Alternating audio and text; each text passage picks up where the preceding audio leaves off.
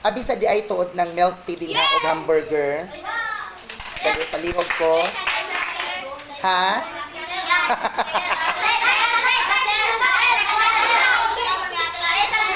Ha? Hala ka di ko ano. Okay.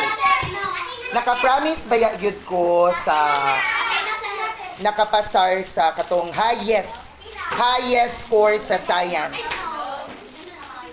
Highest score is sa grade 4, of course, si Athena.